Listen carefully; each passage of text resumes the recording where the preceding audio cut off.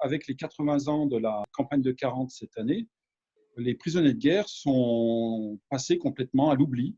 Et l'idée, c'était de les sortir un petit peu de l'oubli, c'était quand même 1,8 million, et de pouvoir découvrir à travers leurs écrits des aspects de cette vie quotidienne dans les stalags allemands.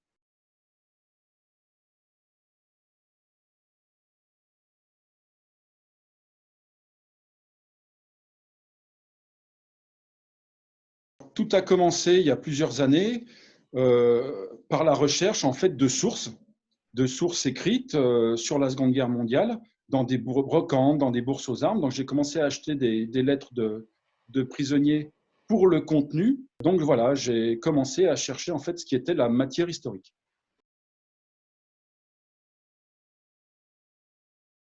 La plus grande, ce sont ceux qui subissent leur sort, qui vont écrire à leur famille pour demander de l'argent, comme les soldats du Premier Empire, comme les poilus. Ils vont subir leur sort, ils vont essayer de se tenir un petit peu informés de la vie à l'arrière. Ensuite, il y aura une deuxième catégorie qui est très restreinte, c'est à peu près 30 000 personnes, ce sont les évadés. On a ensuite ceux qui vont essayer de faire que leur sort soit moins confinés, ceux qui ont essayé de s'accommoder de leur sort et de le rendre un petit peu meilleur à travers la comédie, le théâtre, des choses comme ça.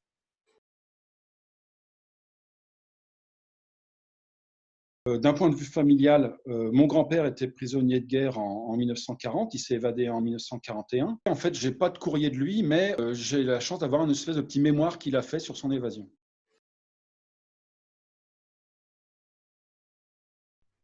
Alors, celui qui m'a intéressé, dont je me souviens beaucoup, c'est un prêtre qui est un directeur de conscience du côté de Bordeaux, d'une jeune femme, qui, malgré son enfermement au stalag, va continuer à travers sa correspondance son œuvre de directeur de conscience auprès de cette jeune femme. Et ensuite, il y a différents poilus de 40 qui écrivent à leur famille. Et ce qui est finalement toujours poignant derrière, c'est de se sentir abandonné, mais de ne pas vouloir l'être et essayer de se raccrocher au réel à travers les correspondances.